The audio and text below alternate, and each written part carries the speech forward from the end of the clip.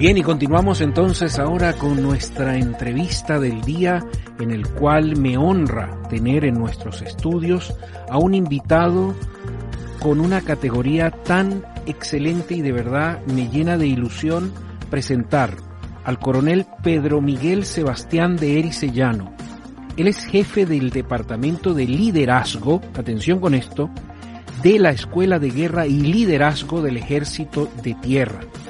El coronel Pedro Miguel Sebastián de Ericellanos tiene toda una formación académica interesante de destacar, no solamente la Academia General Militar, el curso de Estado Mayor, el curso de Alta Gestión Logística, el diplomado en Operaciones Especiales de Paracaidismo, que es instructor también de tripulaciones de vehículo acorazado, sino que actualmente, bajo su cargo como jefe del Departamento de Liderazgo, tiene mucho que aportarnos, mucho que decirnos, porque para el sector empresarial el liderazgo es clave. Y es algo que hemos aprendido a lo largo de la historia de la humanidad del ambiente militar. Hemos extrapolado muchas cosas del ambiente militar al ambiente empresarial. Y hoy vamos a aprender. ¿Quieres aprender un rato? Pues disfruta de esta entrevista. Bienvenido, mi coronel. Andrés, muchísimas gracias y buenas tardes. Gracias por permitirme estar aquí compartiendo estos minutos contigo. Al contrario, para nosotros es un orgullo, todo el equipo de Capital Radio, tener a un militar de tu envergadura con nosotros compartiendo ideas y específicamente el liderazgo. ¿Cómo se entiende el liderazgo hoy en día? Bueno, eso es una pregunta muy general. No me atrevería no me aventuraría a dar una definición tan amplia. Yo puedo decirte lo que entendemos dentro del Ejército de Tierra, ni siquiera las Fuerzas Armadas por el liderazgo, ¿no? Para nosotros el liderazgo, definiciones hay miles, ¿no? Para nosotros es la que tenemos más por encima de la mesa es el arte, porque lo consideramos un arte, de transformar los tangibles influyendo en los intangibles, ¿no? Parece una definición muy enrevesada, pero en realidad es muy simple, ¿no? Es decir, es transformar lo que vemos, las cosas que vemos, transformando o influyendo en los corazones y los comportamientos de nuestra gente, ¿no? Interesante, porque cualquier persona que no conozca o que no haya averiguado un poco no entiende que exista toda una metodología, todos unos objetivos, toda una manera de enseñar a quienes forman parte, en este caso del Ejército de Guerra, del liderazgo, ¿no? Y va por etapas. No sé si nos podrías comentar un poco sobre eso. El modelo que ha adoptado el Ejército de Tierra para la formación de sus líderes, ojo, nosotros lo que hacemos es dar herramientas, o sea, no enseñamos liderazgo como tal, ¿no? Vale. Nosotros enseñamos una herramienta para ayudar a que cada uno pueda subir su nivel de liderazgo, ¿no? Es un modelo con una serie de características, ¿no? Entonces podemos dividirla en tres grupos, ¿no? Un primer grupo que son las dimensiones. Nosotros trabajamos la parte de las aptitudes, es decir, partiendo de que todos podemos hacer algo porque tenemos la potestas, tenemos el nombramiento como militares en nuestro puesto, cogemos y son las cosas que sabemos hacer, son nuestras aptitudes. Luego está lo que queremos hacer, ahí tocamos la inteligencia emocional y tocamos todo lo que es la voluntad, es lo que queremos hacer, ¿no? Claro. Y hay una muy importante que muchas veces se nos olvida, ¿no? Que es lo que debemos hacer, es esa inteligencia trascendental, es decir, nuestro propósito, es el que hagamos que seamos líderes íntegros, ¿no? Entonces esa es la primera parte. La segunda lo dividimos en ocho campamentos. Lo equiparamos a una ascensión. El modelo se llama K2, pues a la ascensión del K2 en las que vamos desde un nivel muy bajo de autoconocimiento hasta ya damos las últimas herramientas del liderazgo, que sería pues desde la motivación, claro, o la comunicación, ¿no? Que son clave en el liderazgo. Y luego la última parte son las perspectivas, que es, yo creo que por donde querías ir tú. Escogemos desde las academias, en las que ahí trabajamos el autoliderazgo, pasamos al líder de un equipo de gente, que es el microliderazgo, Estamos hablando, pues, un sargento, un teniente, incluso un capitán, pues, hace ese micro liderazgo. Saltamos al macro liderazgo, que es el líder de líderes. Estamos hablando ya de liderar equipos. Y por último, el meta liderazgo, que son estamos hablando ya de coronel para arriba, que son aquellos líderes en los que las decisiones que toman afectan a la cultura de la organización. Estamos hablando ya de un nivel elevado. Sin duda hay un paralelismo con el mundo empresarial impresionante, porque precisamente todos esos niveles se pueden ver claramente en una empresa. O sea, quien dirige una empresa marca el liderazgo, marca el clima organizacional, marca el ambiente, la cultura corporativa. O sea, mezcla muchas cosas y es interesante que esto realmente no sé quién, obviamente primero fue el aspecto militar, después vino la empresa, pero hoy en día creo que hay una permeabilidad, ¿no? O sea, los conocimientos fluyen de un lado a otro. Sí, yo creo que la transversalidad del liderazgo es absoluta entre el mundo civil o empresarial y el mundo militar, ¿no? O sea, hay un elemento diferencial, pero que está en el extremo, que es el caso militar, que es el combate. O sea, claro. Cuando entramos en combate, ya ahí las palabras liderazgo son palabras con mayúscula, ¿no? Entonces eso en efecto no existe en la empresa. Pero hasta ese nivel es totalmente transversal. O sea, al final el que tiene que mandar o participar en un equipo da lo mismo que sea un equipo de militares o un equipo de civiles. Por supuesto, siempre habrá su cultura diferencial de una organización o de otra, pero el equipo es el mismo. O las soft skills o las claro. que tienes que utilizar en un caso o en otro van a ser las mismas. Y en este caso, interesante que hables de soft skills en el ambiente militar, porque se piensa, yo creo que falsamente, que el militar es obediencia y punto.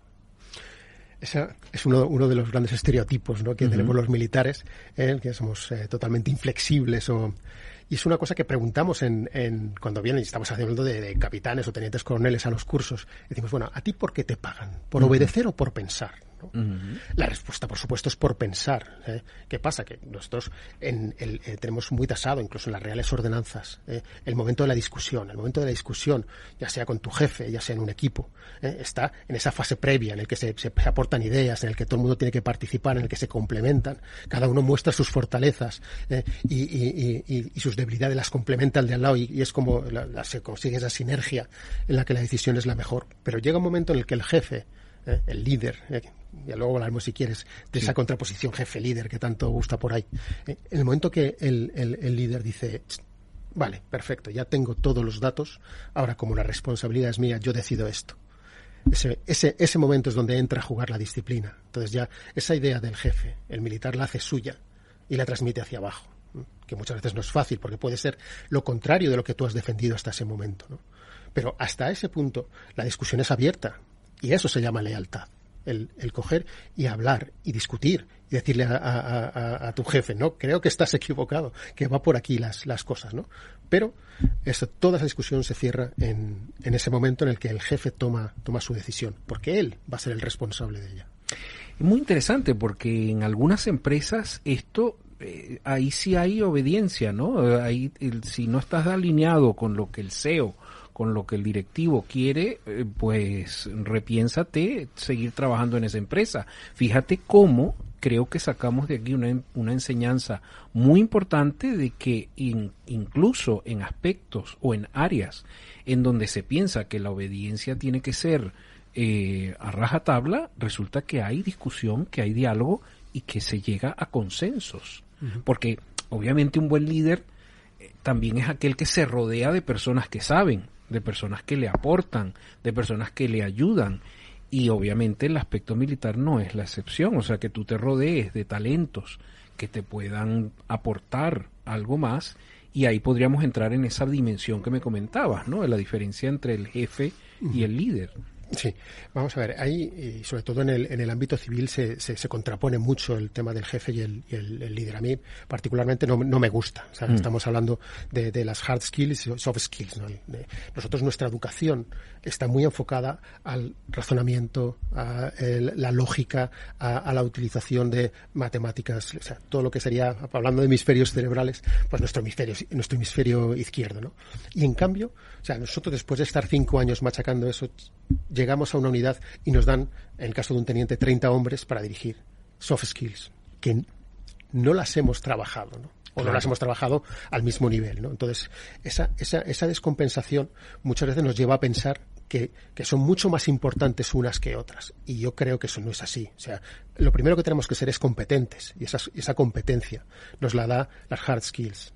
En cambio, luego tenemos que saber manejar a nuestro equipo, y es lo que dices tú, del poder sentarnos, el escuchar, la empatía, el dejarse asesorar. Eso son claves, el conseguir la confianza de nuestro equipo, que sea libre de poder decirnos, jefe, estás equivocado. O sea, difícilmente lograremos tener una decisión de calidad si nuestro equipo no confía en nosotros. Claro, porque eso también se extrapola a que, como bien lo has dicho, aunque no aplica en una situación de real emergencia, de urgencia, de vida o muerte, ese lazo de confianza entre el líder, el jefe y el subordinado tiene que estar, sólido, ¿no? Es lo que diferencia. Hay un tema, o sea, el primer paso de un líder es la integridad, ¿no? O sea, un líder que no sea íntegro difícilmente va a poder llegar a ningún lado. O sea, engañará un tiempo hasta que rasquen y le descubran, ¿no? Entonces, esa integridad, al final, su reflejo es la ejemplaridad, ¿no? Si nos vamos a ese extremo, a ese combate, en el caso de un teniente, de un sargento, está combatiendo con su gente. O sea, la ejemplaridad es fácil, o sea, la confianza la ven, es visual, ¿eh? ¿Qué pasa cuando vamos avanzando, cuando vamos consiguiendo puestos de mayor peso? Al final ya tú no combates con tu gente, tú estás mandando a tu gente a combatir y en muchos casos a morir, ¿eh? O sea, ¿qué tiene esa persona para confiar en ti? O sea, se sustenta en esa precisamente en esa confianza y en ese prestigio que tenga para decir, no, yo sé que la decisión que está tomando esta persona, confío en ella y yo me la juego por ello. Si no existe eso, es muy difícil. O sea, no, pues tendríamos pues muchas de las lecciones históricas que podemos repasar en conflictos militares en las que la gente ha dicho, no, mira, yo por este señor no voy a morir. Claro, aparte que si algo destaca, y lo conversábamos previo al programa, y una apreciación mía un poco internacional de la integridad, de la educación, de digamos la diplomacia, la manera de negociar ante una situación cualquiera, yo considero ejemplar cómo todos los cuerpos de seguridad del Estado, y aquí hablo desde policía, Guardia Civil, Ejército, tienen ese nivel de no ser agresivos, sino, espera, ¿qué está pasando aquí? ¿Qué es lo qué ocurre?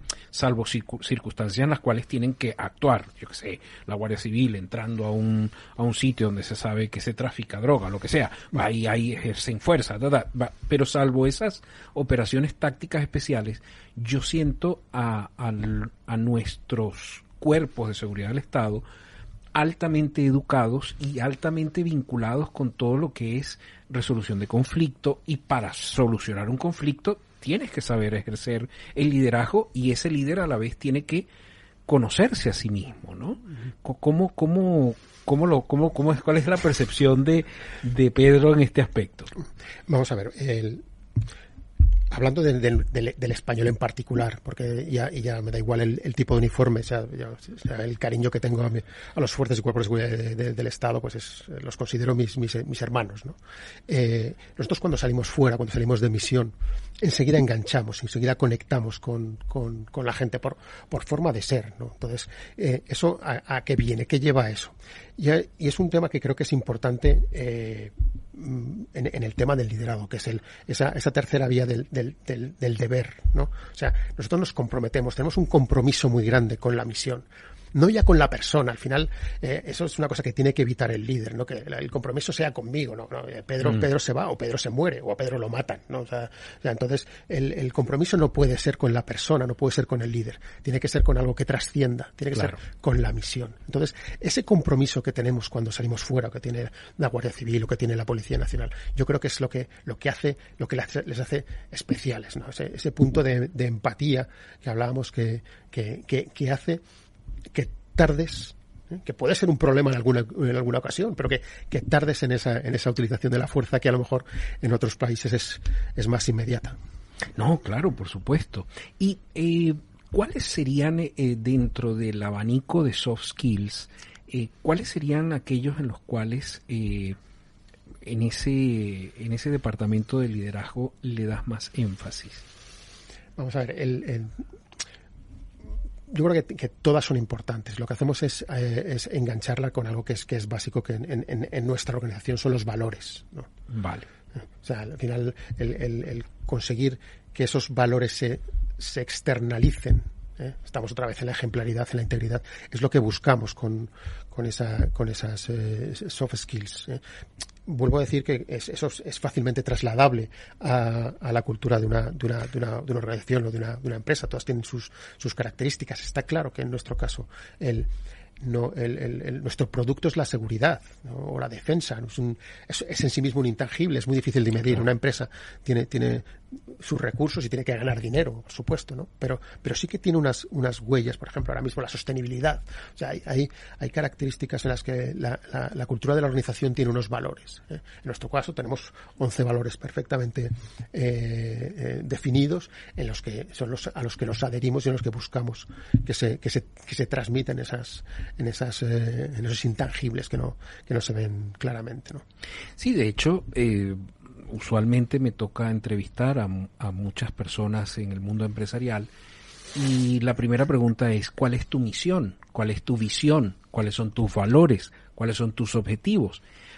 Muchos se lo toman en serio, pero muchos, bueno, eso está escrito por ahí en algún papel, pero resulta que esa es la columna vertebral. Si tú no te crees tu propia Biblia, diciendo Biblia como el reglamento, si tú no te crees tu propia ley que tú has diseñado con un equipo de expertos, me refiero a una empresa, ¿qué le queda al empleado común que de repente llega a su entrevista de recursos humanos y está viendo la misión allí en un cartelito y se ilusiona y de repente entra a la empresa y ve una cosa totalmente diferente? O sea, esa falta de sintonía, yo creo que en el ambiente militar se logra. Creo que es más fácil. Podemos caer en errores. O sea, no somos, tampoco quiero idealizar, pero nos pasa lo mismo. O sea, ¿cuál es la misión de un ejército? Es la defensa militar. Claro. Hablando abreviadamente, es la guerra. Eso suena muy mal. Entonces, muchas veces nosotros mismos podemos intentar engañarnos, y ese es un problema. Volviendo a la integridad, o sea, que cuando una persona consigue esa integridad, y además, si nos vamos a palabras de Gandhi para irnos al extremo expuesto, logra la felicidad. Si yo consigo alinear lo que pienso, lo que digo y lo que hago, claro, joder, es la coherencia absoluta. Soy un tío feliz, o un tío íntegro, si lo queremos ver así. Entonces, es una de las cosas que intentamos meter muy claramente cuando hablamos de liderazgo en la escuela de guerra. O sea, es decir, ojo, no podéis decir una cosa a vuestra gente, no podéis pensar otra cosa y hacer lo contrario, porque lo que va a poder siempre, lo que va a pesar, va a ser los hechos. Entonces, no vais a quedaros con las partes pudendas al aire, y eso es un problemón. De hecho, no recuerdo, pero hay un pensamiento muy bonito que hablaba del área militar en unos términos que voy a decir a continuación, que decía: el militar es aquella persona que se prepara toda la vida para una guerra con el objeto de que no ocurra. Precioso, es así. Mucha gente dice: no, es que sois unos violentos. El último que quiere ir a una guerra es el militar. Es el primero que va a ir y nadie, a no ser que sea un suicida o un masoquista, claro, nadie quiere morir. O sea, entonces tú te estás preparando porque sí, no es otra frase muy típica, ¿no? O sea, no es que odies lo que tienes delante, sino porque quieres. O sea, tú eres capaz de sacrificarte porque quieres a lo que tienes detrás. Entonces, ese es el punto número uno. O sea, no, el militar es el último que quiere ir a la guerra. Al militar le encanta que la diplomacia funcione, y que sea el último eslabón en esa cadena a la hora de solucionar un problema. Y de hecho eso es parte del liderazgo. O sea, tendrías la capacidad de ir porque tienes toda una infraestructura preparada para eso, aviones, barcos, yo qué sé, armas, pero es el último recurso. Exacto. En una cadena de eventos. O sea, ahí se pone a prueba también la calidad, el liderazgo y eso que tú has dicho, lo que tenemos atrás. O sea, ¿a quién estamos protegiendo? También protegernos a nosotros mismos como miembros de la Fuerza Armada. O sea, es interesantísimo, ¿no? A mí me gusta el tema. Yo aquí expreso, obviamente, una admiración y un respeto, y que yo creo que es extrapolable al plano empresarial. No me atrevo, como siempre, a meterme claro. en ámbitos que no son el mío, pero sí, o sea, al final, cuando te despegas en operaciones, o sea, es lo que tienes detrás y lo que tienes al lado. Al final, cuando ese sargento está desplegando en ese vehículo y hace la patrulla por fuera, ahí su familia, por el que pelea en ese momento, es por el que tiene al lado, y sabe que el que tiene al lado está peleando por él. O sea, al final es cuando se logra, ese es el punto clave del liderazgo. O sea, llega un momento en que él dirige, él es el que manda y tal, pero ha conseguido el que todos estén codo con codo peleándose por el de al lado. Por supuesto, el siguiente paso es vamos subiendo y al final lo que queda es la protección en este caso, pues de España, en una proyección en el extranjero, ¿no? Claro. Estamos conversando con el coronel Pedro Miguel Sebastián de Erisellano, que hoy nos está dando una cátedra de liderazgo desde el punto de vista militar, y que yo, pues tratando aquí de hacer maromas, enseñarlo de una manera didáctica para que en empresa también se vea las buenas prácticas que se hacen en el aspecto militar y que son definitivamente extrapolables. Creo que fue Roosevelt que decía: puedes engañar a una persona una vez, puedes engañar a una persona un par de veces, varias veces, pero no puedes engañar a todo el mundo todo el tiempo. Algo así, estoy parafraseando un poco. Eso tiene que ver con la integridad, eso tiene que ver con el autoconocimiento, y lo mencionabas hace un rato, ¿no? Yo no sé, me gustaría indagar un poco ya en el aspecto personal. Pedro, ¿qué experiencia quisieras compartir con nuestra audiencia en donde te has sentido, wow, realmente ha sido satisfactorio, ha sido algo interesante? No sé, cuando has estado en la función de instructor de tripulaciones de vehículo acorazado, algo que tú dices, mira, qué bien, el trabajo salió como lo esperaba. ¿Alguna anécdota bonita que quisieras comentar con nosotros?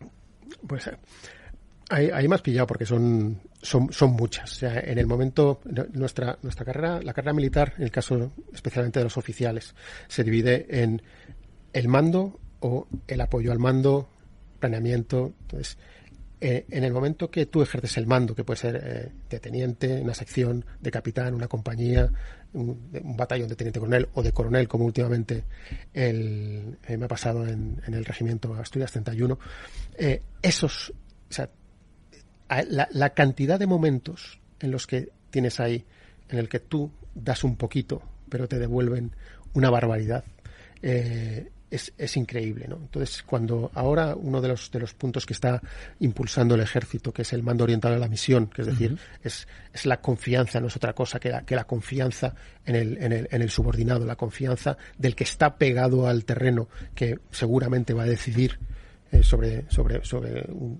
el problema que tiene entre manos mejor que tú, que estás más alejado. Cuando tú haces eso, cuando tú coges y le das y dices, bueno, sé que me la estoy jugando. Hay una frase que decía un británico que decía, delega hasta que te duela, ¿no? O sea, porque es que muchas veces delegar duele. Una vez que tú haces esa delegación y ves que sale bien y ves la cara de agradecimiento o las palabras, porque también podemos decir de agradecimiento de ese subordinado, no hay mayor satisfacción que esa. Qué bonito, de verdad. Bueno, mi coronel Pedro Miguel Sebastián de Ericellano, cuando ya nos sentíamos más emocionados en la conversa, se nos acaba el tiempo. Muchas gracias por venir. Muchísimas gracias a ti, Andrés. Ha sido un verdadero placer y un honor. El placer ha sido mío.